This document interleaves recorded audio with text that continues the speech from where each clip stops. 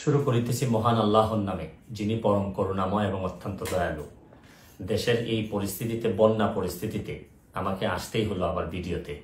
আমি সোশ্যাল মিডিয়ার মাধ্যমে যেভাবে দেখলাম যে এত পানি, বিশেষ করে আমি আমাদের এলাকায় দেখলাম যে 93 সালের পরে হবিগঞ্জে এত পানি খোয়াই নদীর উপরে কখনো হয়নি। কারণ একটা ভারত থেকে একটা ড্যাম এটা ছেড়ে দেওয়ার কারণে পানি আর কোনোভাবে কুলায় উঠতে পারতেছে না আমাদের নদী। এইদিকে আবার আমাদের দেখলাম যে ফেনীতে তো মানে শুধু বাড়ির ভিতরে ঢুকছে তা না, বাড়ির চালের উপর দিয়ে পানি যাচ্ছে। এরকম কুমিল্লা, বিভিন্ন দেশের বিভিন্ন জায়গায় যেভাবে বন্যায় আক্রমণ করছে।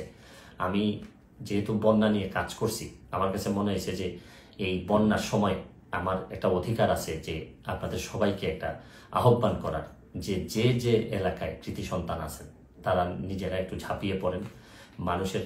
কারণ দূর থেকে বন্যা বলতে আমরা পানি দেখি, কিন্তু আপনি যদি কাছে যান, প্রতিটা পরিবার যে কি পরিমাণ কষ্ট হয়, কাছে গেলে বুঝতে পারবেন যে মানুষের কষ্ট।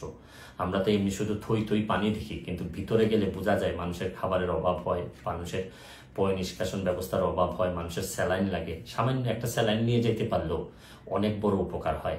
আমি বিশেষ করে প্রধান উপদেষ্টা মহোদয় ডক্টর মোহাম্মদ ইউনূস সাহেবকে অনুরোধ করব যে সারা দেশে, ওনার তো তৃণমূলে কাজ করার অভিজ্ঞতা আছে, উনি যদি একটু ব্যবস্থা নেন এবং মানুষ অনেক বেশি শান্তি পাবে। কারণ আমি আরেকটা জিনিস, আমার এলাকায় নিজের হবিগঞ্জের যারা যারা আছেন, যারা আমাকে, আমার আত্মীয় স্বজন, যারা ফলোয়ার আছেন, তাদেরকে বলবো যে আপনারা যেভাবে পারেন আমাদের এলাকার, অন্তত এলাকার মানুষগুলারে সেভ করার চেষ্টা করেন।